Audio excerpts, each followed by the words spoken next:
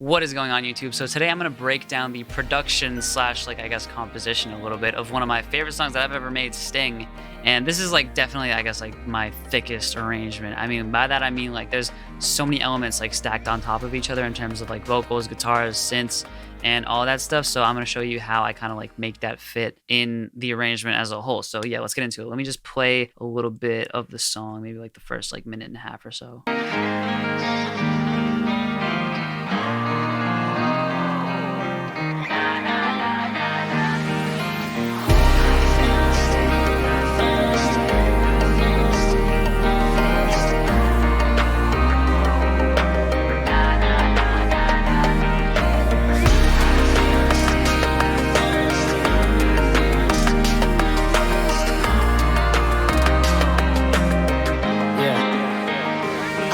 Till the window close to drop a battle flag. The plan to rock a ballad had a clearance paper tag.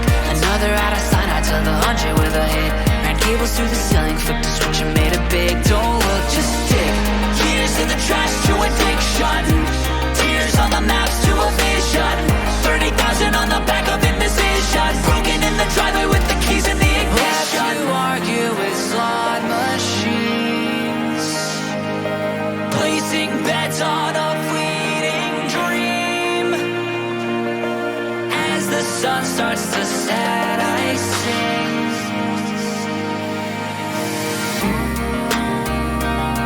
I feel the sting of giving everything just to lose myself under fading skies. I feel the burn of every wrong right turn. Towards a fall of faith and a purpose left behind. Had a couple friends vow out, it's fine. Watched a couple. All right, so that should kind of give you an idea of how the song goes. I mean, it's pretty much just centered around the vocals, with the guitars obviously playing a huge part in it, and also drums, and there's certain synth elements, but I'd say the main two things are the guitars and the vocals. So let's go into the vocals first. So basically, I actually wrote this guitar riff when I was when being in a band was still my main music passion thing, and the song felt like it didn't really fit the band vibe, so I ended up putting the guitar down and then putting drums over the guitars, and then writing the top line above that, and then recording the top line on top of a scratch beat that I made with just the guitars and the drums. And then I ended up producing the song, the rest of the song, around the vocals. And a lot of these guitar parts I wrote after the vocals were already in. But when I first got the beat, it was just this one guitar riff, the main guitar riff you hear in the song, and then some drums. So starting with the vocals, this is where I kind of, this song is definitely where I got a lot of my arrangement knowledge now, as far as how to arrange a song with mad vocal layers. I did Keep Your Time. Keep Your Time was definitely an above average vocal arrangement as far as generally pop and emo rap type shit is concerned, just because of the fact that I had those two extra harmonies and those two heavy vocals in the center, and then also a lower octave. In this song, I kind of took it to a whole other level in terms of vocal layers. I have my main verse, and that's basically just a center verse. It's a low main verse, and that's just in the chorus, or in the verse section, I mean. So this is basically just I waited till the window close to drop a battle flag. The plan to rock a ballad had a clearance. That's basically just your typical verse. It's a little low, it's kind of soft, and then when you get later into the verse, you have these highs. And I basically took what I had in the Keep Your Time arrangement, as far as the vocals go, and applied it here. Just two heavy vocals kind of in the center-ish, but panned a little bit slightly apart. So here's just dig. Gears in the trash to addiction. Tears on the maps to a vision. So that kind of, gives you an idea. And let me actually disable these doot doots. That's what they're called. They're called doot doots, but. Don't look, just dig. Gears in the trash to so yeah, I have this kind of really heavy vocal, but then I have another one doubled on top of that. Gears in the trash to addiction. And they're both kind of in the center. And that's my thing with the heavy vocals, is just to have two heavy vocals that are kind of doubled and having them kind of in the center. Everything I do, every little thing I do is, left and right here. So this entire song is completely composed around having something in the center that's the main element, and then having a duplicate of that to the left and a duplicate of that to the right. Almost every section of the song has a left low vocal and a right low vocal, and it's really obvious if you really listen for it, because you realize that the vocals are really wide sounding, and that's because of the fact that I basically I did a million takes, and then I comped several. I comped like several different like main takes out of those takes, and I used like the best one in the center, and then second place over to the left, and then third place over to the right. And so that's how I get those wide vocals that are also comped well, is because I have multiple main comps. So like here's the low vocals to the sides with that. Years in the trash to addiction. Tears on the maps to a vision. Yeah, and then I have lots of other overlap stuff. And then on top of that, I also have several harmonies. So I harmonize as much as I could. There's a little bit of a backstory to how this song and Sell Out were actually recorded. This was like right before COVID was about to like shut down our studio, and so I had basically like I think it was like 2 or 3 days to record 2 songs worth of vocals, and I didn't really have the time to go into the studio and be like, okay, that harmony works, that falsetto works there. The lows work here, but not here. The highs only work in this section. So I ended up recording just every possible option. I ended up with like 500 different vocal takes, and as a result I just had so much to play with, and I ended up keeping like most of it, to be honest. At that point I realized that like vocal layers are definitely a sauce that I choose as kind of like one of my battles as far as like making my production stand out. So here's the first harmony in this verse. Years in the trash to addiction. And then there's another one here to the right. Years in the trash to addiction. Literally the same thing, just an octave down. And then I have another harmony happening. Years in the trash to addiction. So you have like 3 harmonies. Like I took what I learned out of Keep Your Time in terms of having like 3 different harmonies and having that, create a lot of spread to the vocal. I took that and ran, and I created just multiple harmonies. Years in the trash to addiction. So those are all harmonies. Those aren't even, and then, so those are all harmonies. I even have certain falsetto parts here, but when you put the low, left and right, and then, the main, the what do you call it? It's like the main like aggressive vocals that are like kind of in the center with those 3 harmonies stacked, it sounds like this. Years in the trash to addiction. Tears on the maps to a vision. 30,000 on the back of indecision. Broken in the driveway with the keys in the ignition. Yeah. So it's just like, wow, there's so much. There's so many things. And then there's also just like some ad libs here. Don't look, just dig. Years in the trash to addiction. Tears on the maps to a vision. 30,000. It's just like, to addiction, to a vision. You know what I mean? A little bit to the left. So yeah, ad libs play a big part in this song as well. This was my first attempt at ad libs, and I enjoyed it a lot. So yeah, that's basically the breakdown of how the verse went. And then here, the chorus I think is the next most interesting section. So I have here, this is the chorus.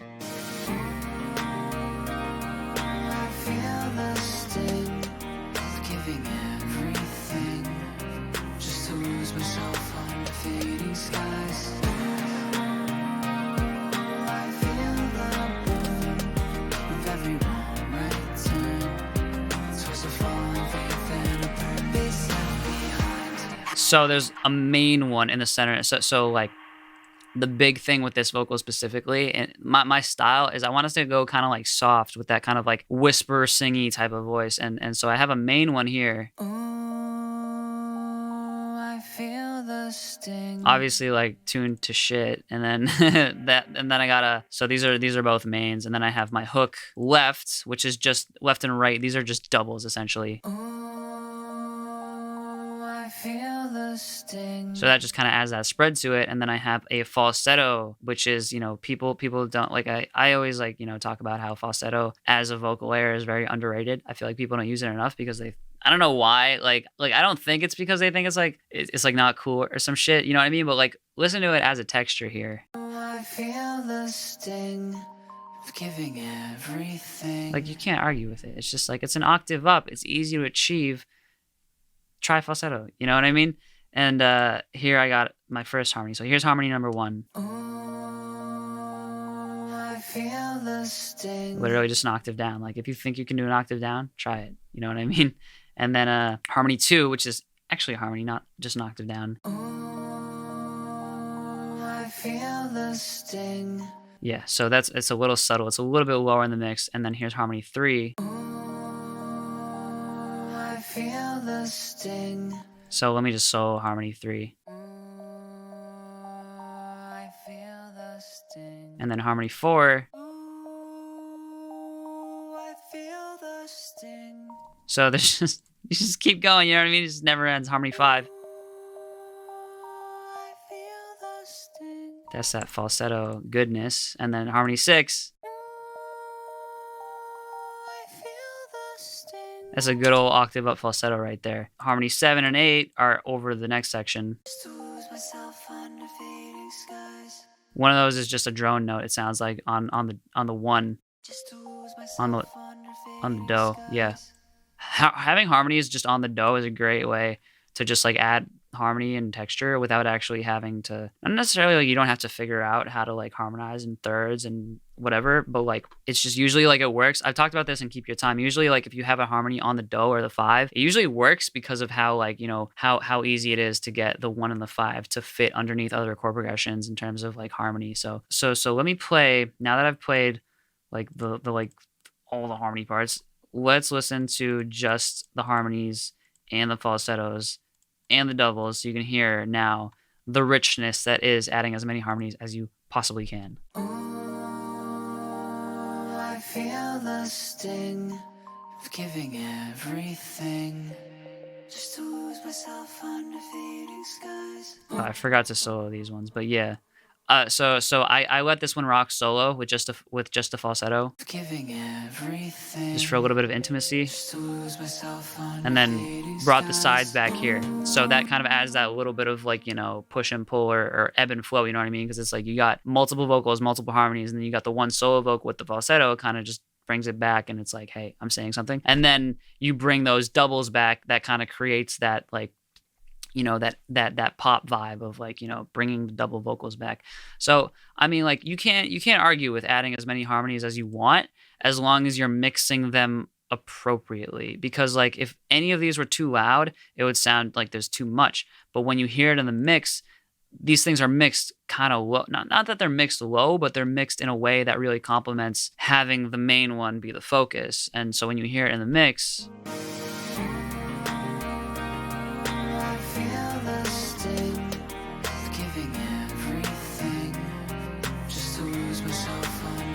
like I'm not even mad that there's like 12 vocals happening. You know what I mean? Because it fits. And you know, like I understand like more vocals, more work, more tuning, yes. But at the same time, like what are you going for? You know what I mean? Because I was going for a very textured vocal sound. So that's how I achieved it, is by having all these things happen. That's you know, that's the main thing with the vocals, is just, you know, there's obviously like a bunch of stuff happening. And then if we go to the outro, let me just solo the outro sections just so you can get a feel for like what is actually happening. Like now that I've actually clarified the different parts, like you'll be able to get an idea for like how, like I'm going to solo this so that you can hear the chorus into the outro, and you'll hear and see how many layers I have here to give you an idea of like how that applies to like a different section of the song. Lose myself under fading skies. I feel the sting, abyss left behind. I feel the sting of giving everything just to lose myself under fading skies. Oh, I feel the burn of every wrong right turn towards a falling faith and a purpose left behind. Oh, na na na na na, I'm hanging on. Oh, na na na na na, what if I fall? Na na na na na, I gave my all. Fun fact, I did a video on TikTok that got 1 million views of me editing this one vocal line. And I got roasted because like my Melodyne game was trash at that time, so I was chopping that up into like 1 million different bits. But if you recognize this, it's because of that TikTok video. So yay, shout out going viral for the wrong reasons. Anyway, the next thing I'll talk about is these ad libs a little bit because like I do have ad libs kind of scattered throughout the song. Like for example, like in the verse, I have like I'm just repeating certain notes here, and then I have another section here where I kind of do a lot of like, here's the second verse. Had a couple friends vow out, it's fine. Watched a couple renegade. I actually write my ad libs ahead of time, and I have my ad libs be their own little universe. And here's what these ad libs in the second verse actually sound like by themselves. Had a couple friends bow, watched a couple renegades, brothers from the trenches, in wine, money in the, but never picked a side. So those are just like, I'm just like repeating like little sections of the words. I don't know. I'm like proud as shit of that. Like the fact that I kind of like developed a little underlying melody with just ad libs. Like listening to it in the arrangement is kind of hard to hear, but it adds a little bit to it, Had a couple friends bow out, it's fine. Watched a couple renegades lose their minds. My brothers from the trenches collapsed in line. Put money in the war, but never picked a side. Yeah, and then on the pick decide, it all just kind of comes back together because I'm pretty sure the pick decide is happening at the same time as the other one. So yeah, and there's ad libs kind of scattered out, like throughout the.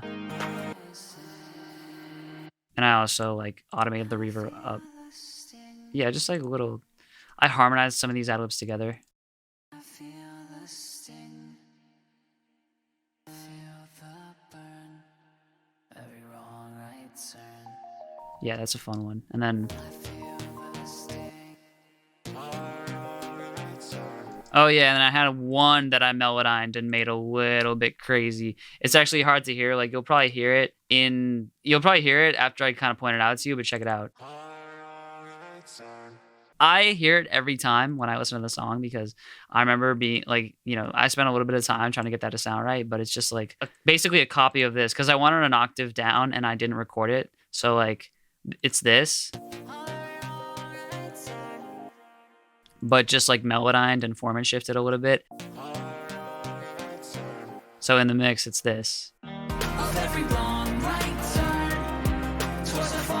Yeah, so it's cool. It just has a little bit of texture. And then the last thing with, specifically having to do with the sound is I just had this one little like that Travis Scott shit. Yeah, it's just literally just like distorted. I show you guys how I get this sound using this like UAD Studer plugin.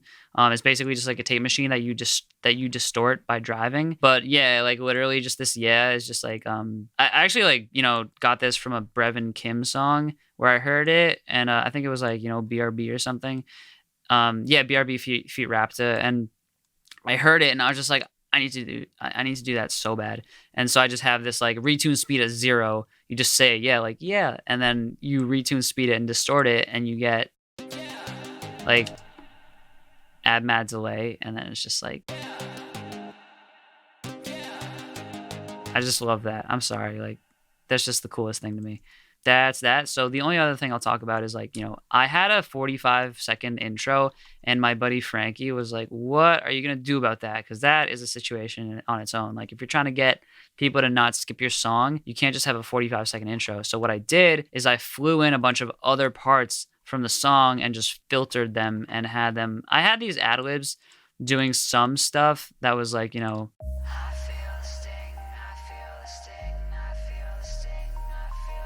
it's a little cliche to be honest, but it worked, especially after I added in these other things. Like I just have like these super reverby, super filtered other vocals that I flew in here.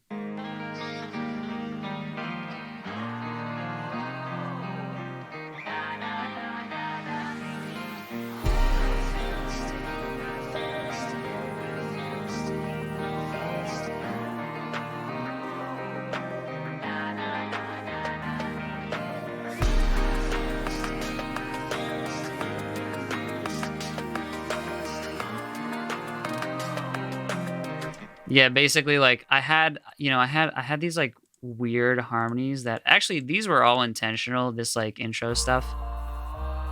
Actually no, that's part of the outro. The intentional stuff is this stuff that I recorded kind of like, I wanted to have this like sort of like moment.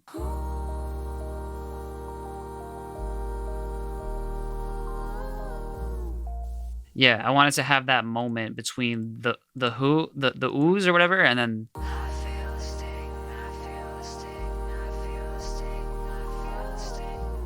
but what really tied it together was flying in these vocals from the outro. You know, because the oohs plus the nana, like I bring that in right in the intro. It just filtered so that there's no top end to it, and then when I get to the outro section,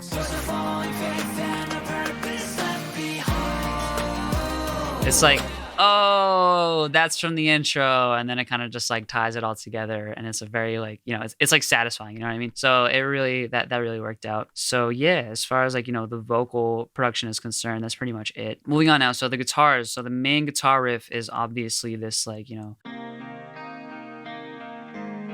So I actually like spent a significant amount of time on these guitars and getting them to be comped, you know what I mean? Like the right, I like, yeah, like I almost like comped guitars, and I actually tuned them, and I spent a lot of time on them. I will admit, all right, so here's something you don't see every day. I used Melodyne on these guitars.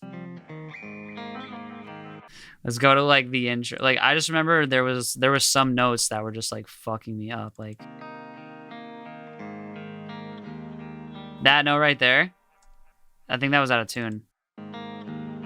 Oh, it was this note, yeah. So the main reason why I had to stick these guitars into Melodyne, and this is like one of the higher versions of Melodyne. Like I'm pretty sure that like, you know, I think you might need either the $400 version or Studio to get it to be able to change like multiple notes. And the trick is to have this algorithm on polyphonic sustain, because the notes are sustained and they're more than one note, so hence polyphonic sustain. But like this note was bugging the crap out of me. I actually suck shit at like, you know, intonating and tuning my guitars, even though I did before the song, but apparently I suck. So this note was just a little bit sharp. So that was fucking me up. So I had to like, you know, move this down a little bit. Isn't it crazy though that you can kind of like, that's in a chord, that's inside a chord. You know what I mean? Like I could just literally just make it sound like ass. Yeah. Shout out Melodyne, man. That is some shit right there. I don't even know if that's what it was. Yeah, like I literally had to go in and change a few of those notes in Melodyne. Ideally, like I don't recommend doing that shit. I recommend intonating your guitars and like tuning your guitars. But like I said, I just like, you know, I'm not that skilled when it comes to like anything guitar related other than like writing the parts. So the first thing that came in this song was that riff, and then the chorus, and then the verse riff, this part, and then I had a high octave. Literally just like capo on the 12th fret, call it a day. You record the whole shit an octave up, because like that's in the center, right? And then these two guitars, hard left, hard right, that's like crucial. Like don't ever record one guitar and stick it in the center. Always do hard left and hard right. And then I got my octave and octave up, obviously. And then I got a little bridge riffy guy over here. This guy. That's, yeah, nothing to go into really there. And then I got guitar octave, obviously. And then I got my verse. This is palm muted, but I didn't want it to be palm muted with no sustained chords. So I also have the sustained chords there as well. Then I have a guitar melody. So the guitar melody is an entire melody basically underneath. And this was the original, this is like the OG top line, but like I actually like changed some of it, but this is what it sounds like in the verse.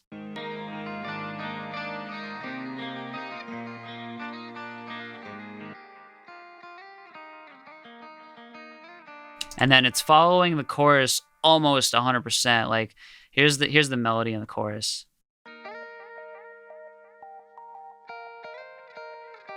That delay, that ping pong delay is crucial. That gives it that space, that like, that sad boy like depth, you know what I mean?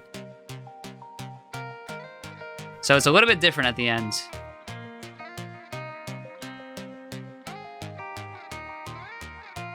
Yeah, so like when you hear it with the song, it actually goes with the vocal kind of nicely because it's following the main top line for the most part, you know? And then here it works really well when you got that like sort of like intimate dropout section. Well, because you got an octave down as well, so that helps with that. Yeah, and then I just have another bridge harmony apparently here.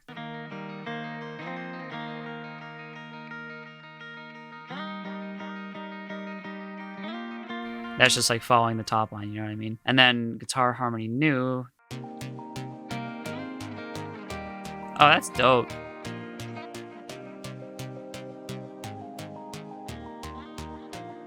It's just harmonizing the main thing. Okay. You low-key like can't hear that in the mix. But like, you know what? I just went to town. I just, maybe I had fun. You know what I mean? It doesn't have to be like that you heard it. Like maybe I was just having a ball and just like recorded all the guitar I could think of and even added that harmony in. Like, because I like just like adding all my options in and then taking them out if I really see that I need to. Like maybe that's creating more work for myself, but at the same time, like I like making music and that's part of it, is just enjoying the process. So yeah, I got like my octave down. So I got the main melody and then I have an octave down and then I have a harmony on top of that. And the harmony is even muted in some parts, it looks like. So looks like I was thoughtful about, the arrangement overall to make it not too cluttered. So yeah, that's the guitar arrangement, for the most part. Yeah, so moving on. I have a bass in this song and this is huge because the bass works with the 808. The only reason the bass works with the 808 is because of some mix decisions that I'll get into later as far as like cutting the low from the bass and, giving that low to, the 808. But here's what the bass sounds like by itself.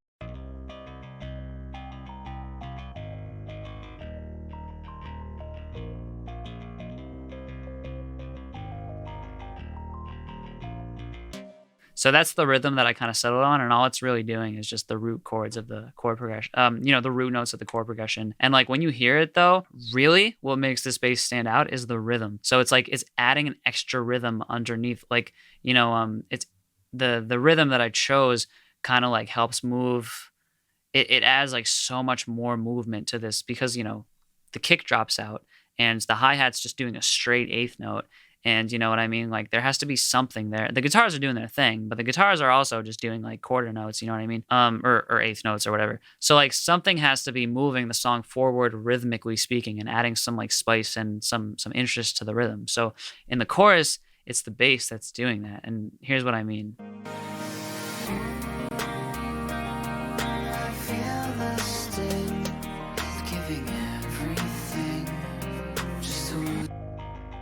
It's like syncopated. I don't really.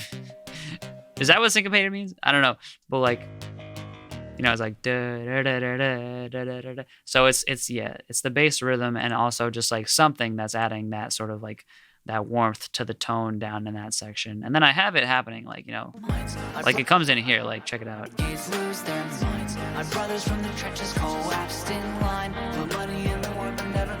So yeah, the bass kind of just like comes in and out in different sections, and it really kind of just warms the arrangement up as a whole. And I haven't mentioned my guitar like rig yet, but I use a Kemper for pretty much everything, and I had a Schecter Hellraiser that I used. I went over it a little bit in the Watch Your Luck production video, but like same exact thing, same exact patch. I just like brightened the fuck out of it because I wanted a Strat sound, but it didn't have a Strat, so.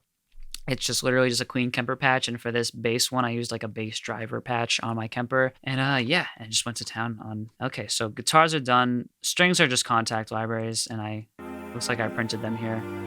Just legato contact libraries. And then I have a Champion synth that's basically just like same synth that I use. It's like a little impacty. It's a little bassy.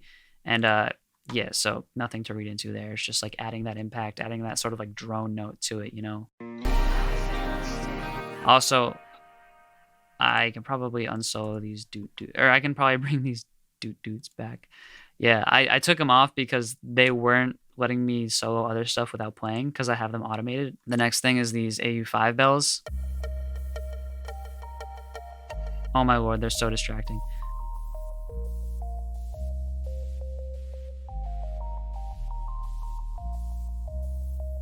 So what I like about this is the rhythm that I chose because again, the rhythm is super like, I guess like syncopated and like not on the beat. It's like a little bit off, the beat. I mean, it's not like it's out of time or it's off grid, but it's like the way that it's written is that it creates those notes in between the downbeats spaces and kind of has those rhythms that carry through, and that kind of adds a little bit of movement to it. And I'm not gonna go over the sound because I do that in my Keep Your Time video. I use the exact same sound in the Keep Your Time video, so go watch that production video if you're trying to watch, see what actually spoiler, it's a sine wave. it's a sine wave, that is just cut short and has a transient shaper on it. So this rhythm with this melody is kind of just what I kind of just like.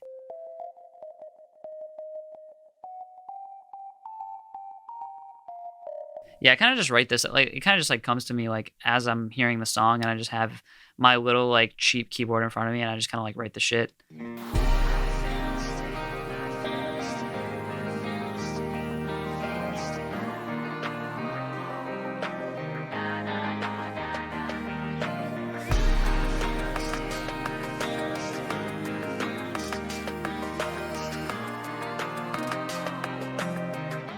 Yeah, so that adds a little bit of rhythm to it. So then the doot, here we go. Let's talk about it. So we got this guy. That's my guy. All right, are you ready? It's this. Hold on. Yeah. Oh, it is. It's just a pluck with mad delay on it, and I've talked about this in my other songs. The way that you get pluck sounds is with a filter. So here's without it. Like, it still sounds cool, right? But what gives it that really short attack, or you know what I mean, that really attacky and the short release or whatever, is the filter. Like, you have a filter that basically has envelope 1. So here's the envelope. Like, look here. This is what's shaping the sound. Is this envelope is going to it's mapped to the cutoff on the filter, and so it's causing the filter to close in on the sound. It lets the high end through, and then it closes in on it, and the filter moves from right to left, so it closes all of the top end frequencies down. I don't really know if I'm explaining this in like a good way, but if you watch it now, you'll see kind of like what I mean. Like when the notes are hitting, the filter's closing in on the notes. That's what's giving it that percussive, really short sound.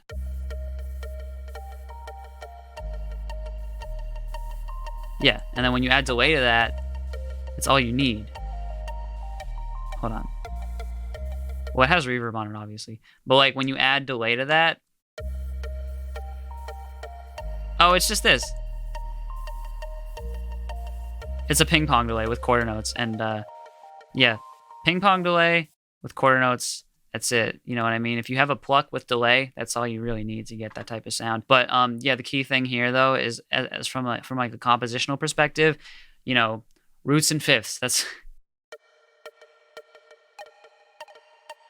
literally just the root and the fifth, and I'm just like doing interesting rhythms with it to make it what it is. You know what I mean? I'm about that root fifth life, because that's that epic sound that I like all my songs to have. Then I got my low pad. Again, I use this in Keep Your Time, so I'm not going to go into it. All you need to know is that it really fills in the mid-range, and that's what I'm kind of aiming to do when I add a pad to this. Cool. And then I have my marshmallow bass, of course. I use it in Keep Your Time and Watch Your Luck, so I don't really feel the need to go into it, but I've used this in like legit all my songs. I think I use this in the Caligula remix, but yeah, this kind of gives you an idea. Like, the only thing that I'll say that's different about this song is that I had a high one on the off notes because I felt like, so this was like the one missing ingredient in the song, is that the outro needed a little bit more movement. It needed that 16th note movement. So now the outro, here's without that high bass in the outro.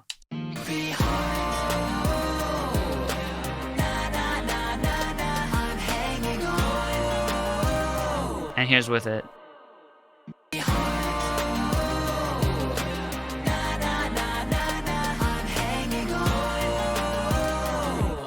I encourage you to go back and try to listen to that a little bit more closely, because like having that 16th note on the offbeat gives it just that little bit of like rhythmic movement that this outro section needs.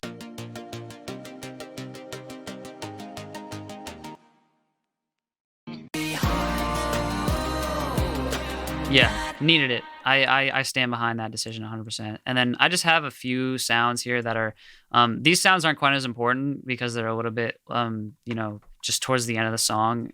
But I have these, sometimes like when I'm at a loss, not when I'm at a loss, but like, when I'm just trying to get a new sound and I'm just kind of trying to get a lead to happen, I just kind of layer some serum sounds together. So in this case, I have this. That's lead 1, then lead 2. That's like that like satisfaction bass, damn. And then here's lead 3.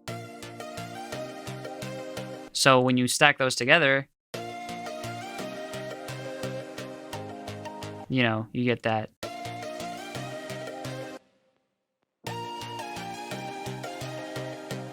Honestly, I might use that in another song because that's mad dope. So like I'll have it kind of like in the background a little bit because like obviously like I don't want anything to overshadow the vocals. But when you hear it, it's there, Yeah.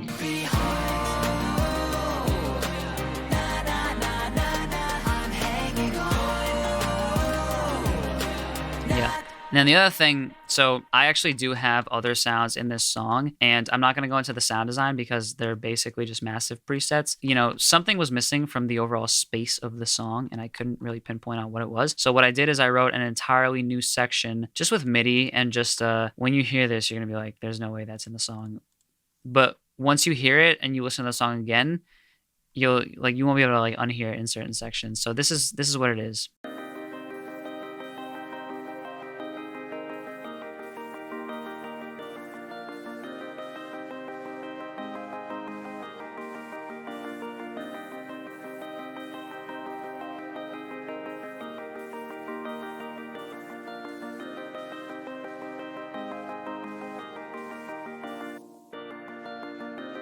So like it's basically just like a bunch of organs and a bunch of. Let me just mute the bells because the bells are sneaky right now. Hold on.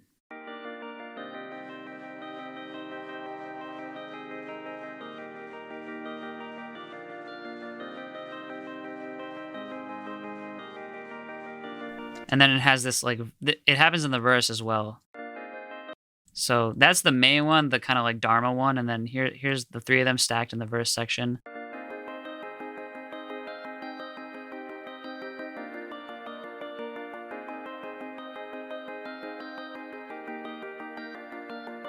Yeah, so that's all it is. It's basically just like, a bunch of chords and notes and basically just like adding a little more. It's like there's chords and then there's a melody written in above the chords in the MIDI. I'm not going to show you because obviously like I printed this because I was dealing with a computer at the time that wasn't able to run, I guess, like 3 massives that I knew I wasn't going to change anything about later. So anyway, like I have the first one layered on. And here's what the other one sounds like by itself, the next layer. Just a little bit more mid-range, you get a little bit lower. And then here's the third one. Just to add a little bit of attack to it. So like when these are together, has all the texture, all the like, mid-range and all the attack to it because I layered these sounds together. And then in the chorus, it's just like, it's what you want, when you... So this is a sound that is not so obvious when you hear it, except for when you hear it like in certain sections. But like, I think that the song was actually missing something. And I added this. I remember after I added this, I was just like, oh my God, the song has just been completed because like this was the little missing piece of the puzzle. Here's without it in the arrangement.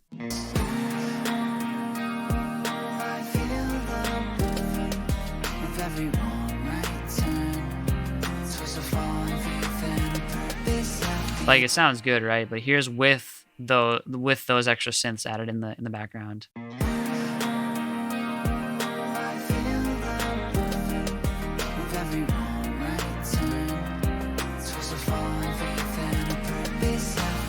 Like, tell me the arrangement doesn't feel just a little bit more filled out to the point where now it's like, okay, I'm comfortable in the song. Like, the guitars are filling it out, the vocals are filling it out. And now we have I would classify those as keys almost because they're playing the same role as keys in terms of just like filling the mid-range with chords. So that was the role of, you know, those there. Okay, so then I have my 808, nothing to see here, just like same 808 I use in Keep Your Time. It's just crunchy 808 in 808 Warfare. You know, then I have my kick, same kick I use in all my songs, so nothing to... If you guys want to see like what is actually happening behind these drum sounds and these 808 sounds, go back to the Watch Your Luck vid and the Keep Your Time vid of the production breakdown, because I already broke those sounds down in this, you know, in those songs. And like I said, like I use the same songs, I use the same stuff. I consider all these songs part of like the same like collection, like my first round of music. So like I actually wanted them to sound kind of like similar to each other. So like hence why I use the same kick, the same 808 for a lot of this stuff. So if you want to go see like how I chose my kick samples and how I got my 808 and how I kind of like adjust the tail, you know, then you can go watch those videos. But I mean, in short, all I do is I have like, you know, one for the body, one for the top end, and then I have my 808. Oops, I just deleted some shit. Then I have this 808 that's basically just like really long decay and sustain. And the purpose of that is to, and I also wrote the notes in to make them really long. So because I wanted the 808 to be underneath the whole time, I didn't want that bass to fade out like at all. So the 808 is just consistent.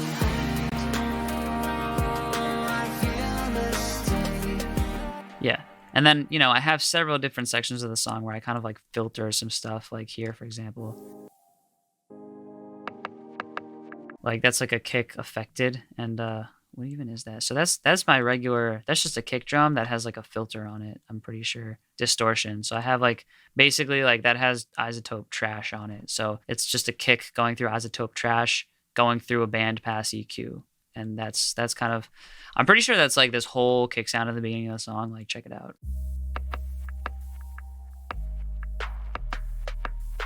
Yep. That's how you get that. You throw it through isotope trash and also running it through that bandpass filter. So same thing for the snare. And then I have several different sounds. So I have like, you know, my normal snare as far as like the snare goes. Like, yeah, I have my normal snare, which is literally just like this. I think it's, yeah. My snare, my main snare, and then my snare on the offbeat. You know what I mean? That like typical, like, you know, this one.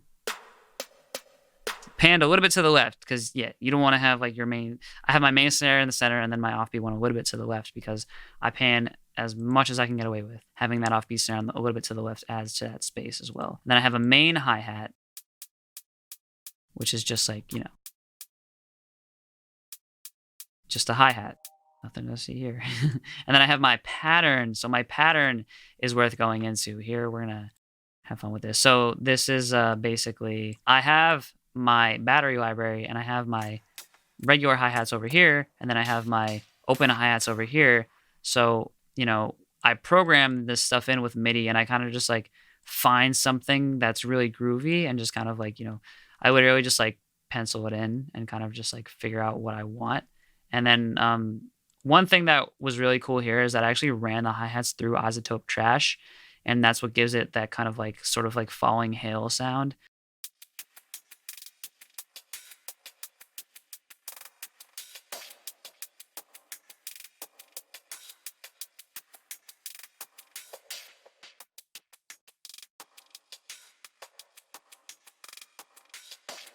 Yeah. So I'm just like, you know, I'm kind of like, my big thing is having a main hi-hat and then having something else on the offbeat. So in this case, it's a shaker on the offbeat. You'd think it was a hi-hat, but it's a shaker, pans a little bit to the left. And then, you know, I got my main hi-hat and then a shaker on the offbeat and then a different hi-hat and then a shaker on the offbeat and then another hi-hat over here and then a shaker on the offbeat and then a roll, a 64th note roll, and then a hi-hat over here and then a shaker on the offbeat. And then you know what I mean? Like I'm like jumping between hi-hats and I'm kind of like, you know, playing on the idea of like creating a drum beat within just hi-hats. And then I got my open hi-hat hitting on like, you know, the 3 in some parts and then it's hitting on 4 in the other parts. So now let's listen to it.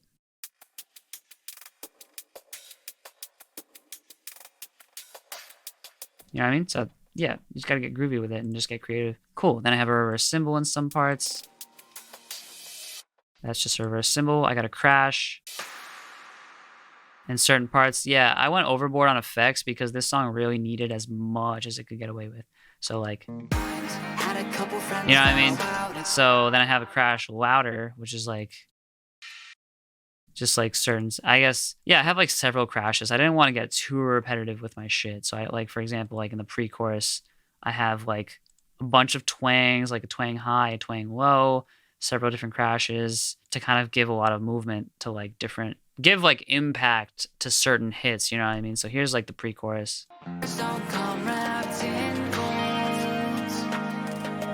They creep up from the Boston cold. As the sun starts to set, I sing.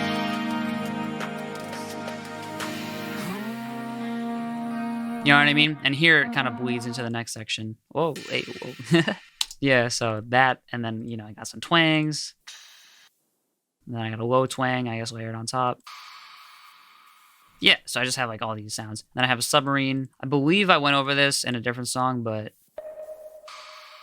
that is that classic submarine sound. It's two submarine sounds layered on top of each other. It's a sampler. So it's literally just a submarine sample that I just layered to make in the key. So here's the first one, and then here's the second layer.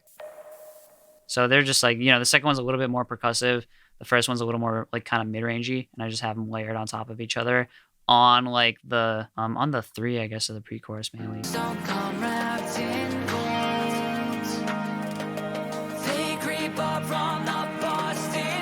It's actually not. It's like, it's the 3 as if it was halftime. Yeah, I don't even know. Like, yeah, it's adding another rhythm underneath the main rhythm of like the, you know, the like breakbeat kind of like filtered drums. Yeah, and then I have, you know, vinyl sound effect at the beginning, and then I have a cinematic boom only on certain parts. Yeah. This was a problem when it came to mastering because I made the shit too loud and it was really bassy. So it didn't sound like it was too loud in my room because like my room has like trash bass response. But then when I heard the master back, I noticed the whole mix went, whoa, like when I listened to the master. I was like, what is causing that? And it's because this cinematic boom was like dumb loud. Yep. That much bass will fuck up your master if you're not watching it. So yeah, okay, so I have a ton of different sounds, and I'm gonna try to go over them all. Like I have just a filtered white noise, certain sections, and then I got a tremolo white noise. That is, what even is that? Nah, that's a sample. I didn't make that. Then I have a rise and fall riser.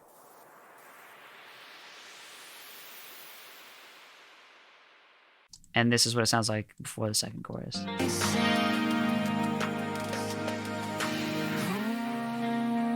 know what I mean? So you can see why that would fit there. And then I have another riser, floaty white. Yeah, I just like went overboard on risers. Like that was just the vibe for this song. I have this. This one's really cool, actually. This riser right here. You know what I mean? You know, like right here.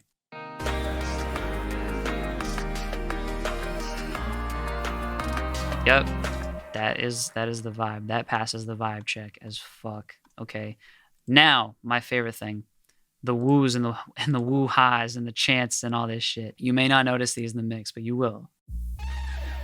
That. And then what else we got? These are all from Splice. Wait, where is he? There he is. And then we got another one. This one, chant. Oh yes. Then we got wow, right? Yeah, that guy. And then we got, oh my God, I love all of it. Like I'm here for it. You know what I mean? Like listen, all right, so here's verse 2. Now that I've pointed that shit out, listen for it. Had a couple friends vow out, it's fine. Watched a couple renegades lose their minds. My brothers from the trenches collapsed in line. Put money in the world and never picked a side. Race for divinity. Like you hear it now, like, you know what I mean? Like, okay, you can see that I tried to do more, you know what I mean? Like here I was like, but I wanted to be a little bit more sparing with it. So yeah, and how I got these to sound ridiculous is through, it was distortion. 100% it was distortion. It was like mad distortion. Like, check it out. I got my Studer, this tape thing, and then I have Magneto doing like more tape shit, and then I have distortion doing distortion. So check it out. Let me just yeah, like I stacked 3 distortion plugins on this, essentially, is what I'm trying to say. So cause it was just like, you know, so saucy. Like, let me try to just solo this one section.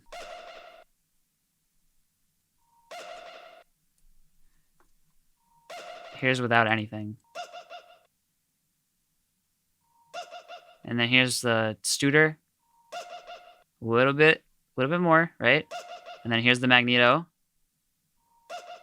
A little bit more. I think it was the distortion plugin that did it. Here we go. There he is. Yeah, this distortion plugin, that's how I kind of got that sound. It's just yeah, I guess I put, you know what, actually, you know what I think happened? I think I like tried to push these and it wasn't what I wanted to. And then I got the sound with this distortion plugin, and I low-key like probably could have gone back and turned these ones off and just driven this one harder, but I didn't. So yeah, and then obviously like there's delay happening, like a fuck ton of delay on this stuff. And you know, distorted vocals plus delay is actually a recipe for excitement. So I encourage you to try that.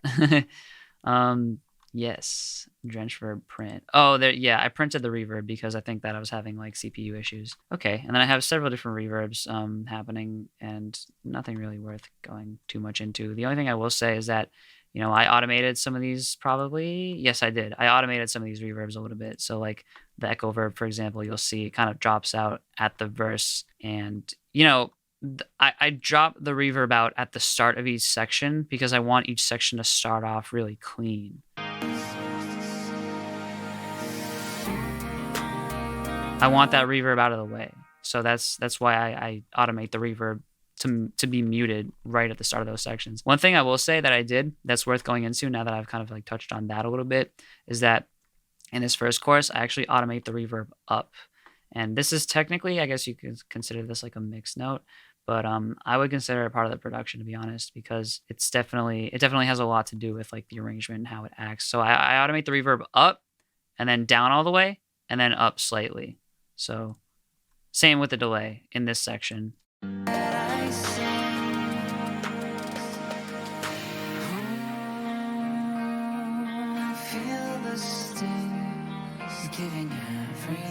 And that's how you get that like really like dry, like intimate vocal just on that one part, you know, not too many layers, like maybe like an ad lib or two, maybe like a high falsetto, but yeah. So that's it. Now I've covered pretty much everything in this entire song. Like, you know, I don't even think I left any stone unturned. So, you know, hopefully this gives you some ideas about maybe some things you could do in your next productions, things you could do to, you know, be more unique, things that you could do, sounds that you can get, you know, hopefully like some production philosophies that were helpful to you. And yeah, you know, I hope this was helpful. Please check out the song and, you know, let me know what you think of this video. You know, like and subscribe because I'm going to be putting out I'm going to be trying to just put these out consistently, like as I release music, because I think that, you know, I try to have an abundance mindset in terms of like, you know, giving away what I have found works for me and my music. Like, you know, despite thinking maybe people steal my shit, like I don't really care. Like I use presets, first of all, and second of all, like the value in my music lies in the composition and the writing. And you know, me executing on that. So like, I don't think that's something people could steal. Hence me just kind of giving away all the knowledge that I can. You know what I mean? So yeah. And anyway, the more people know how to like make good music, the more good music there will be, and the more people can, you know, fulfill that part of themselves. So that's my belief. Anyway, I will see you guys on the next one, and thanks for watching.